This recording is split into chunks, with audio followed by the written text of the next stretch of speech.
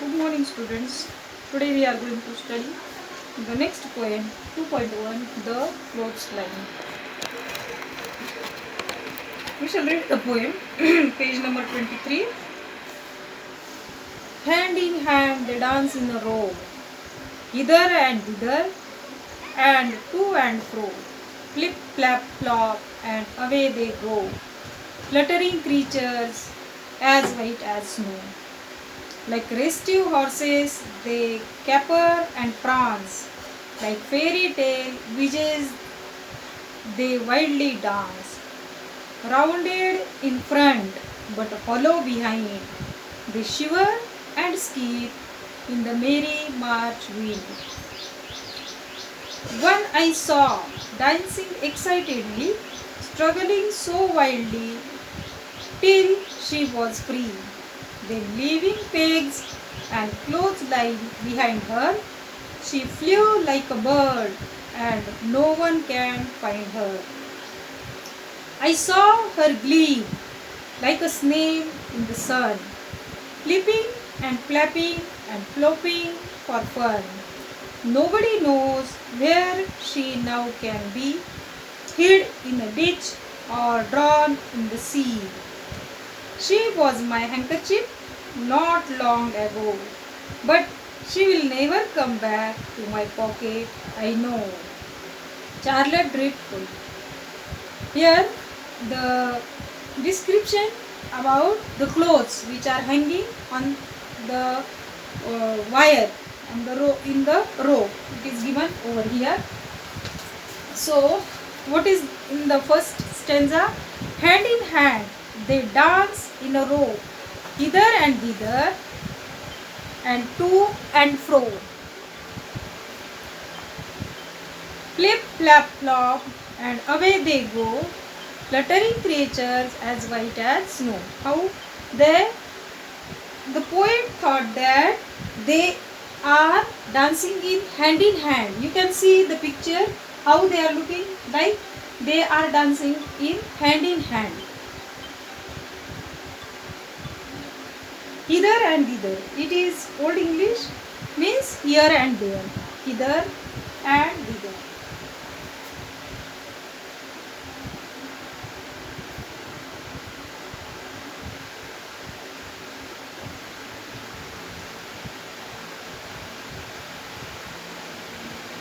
Here and there. Here and there. Hand in hand they dance in a row, hither and thither, and to and fro. So how the clothes are dancing hands in hand from here and there. Flip, flap, flop, and away they go, fluttering creatures as white as snow. Flip, flap, it is a kind of sound, means when the clothes are moving here and there, you can listen the noise of the clothes. That sound is called as flip, flap, flop, and away they go, fluttering creatures as white as snow. So they appear as a fluttering creatures. And how are the creatures? They are as white as snow. Here they are compared to the snow. So the degree of comparison as white as snow. Like restive horses, they caper and prance. Like fairy tale witches, they wildly dance. Rounded in front but hollow behind, they shiver and skip in the merry March wind. What is mentioned in second stanza? Like restive horses. Restive, restless. To remain still, restive. Means restless.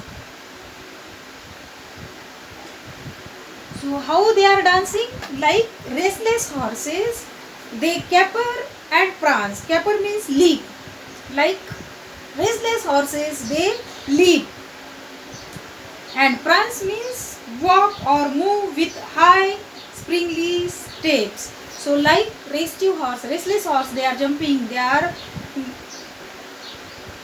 walking and moving highly, taking springly jumps, springly steps. Then, like fairy tale witches, they wildly dance. The another how they are dancing like a fairy tale witches. Witches means that wicked woman, which is also always mentioned in the story. That woman. So they are having their fairy tale witches. They wildly dance. What are fairy tale witches doing? They are dancing wildly.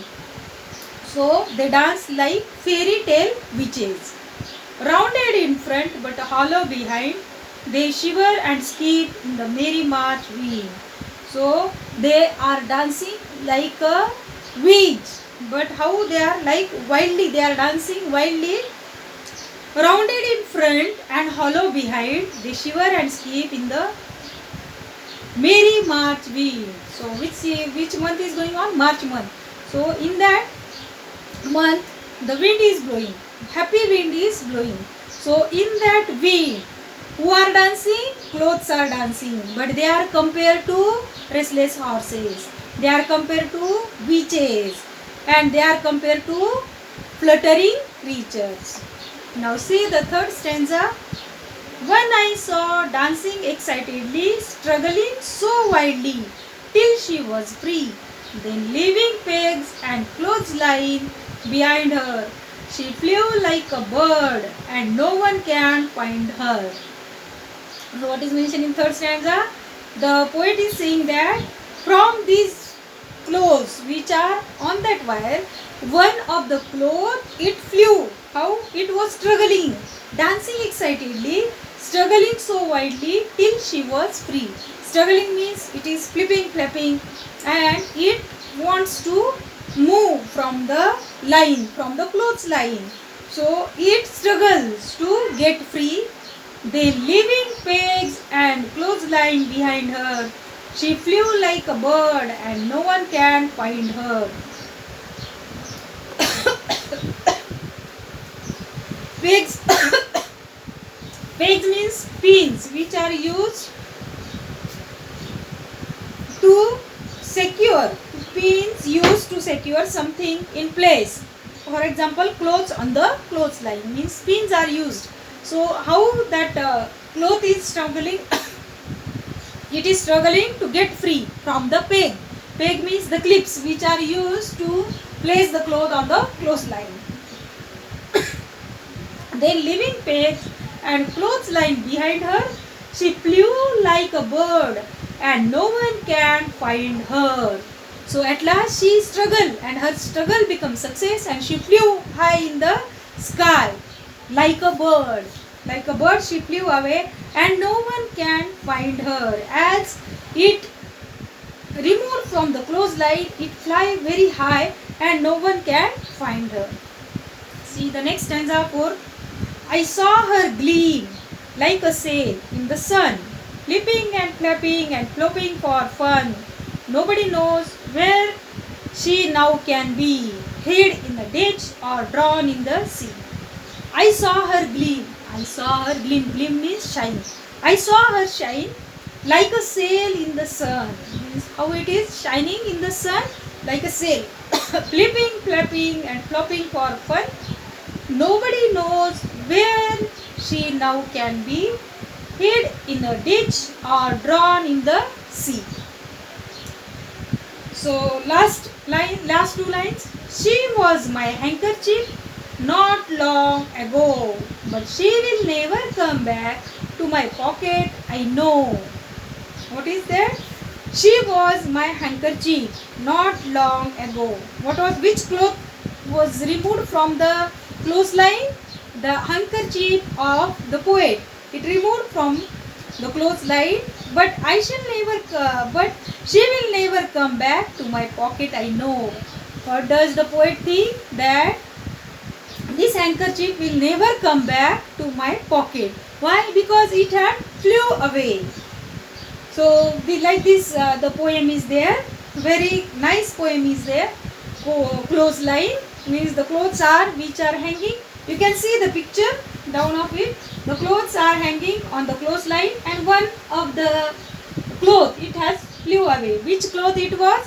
It was the poet's handkerchief. Now the new words and meanings are there. So Your homework is you will write new words, read the poem and write new words. This is your homework. Then turn the page and we shall discuss the question answers.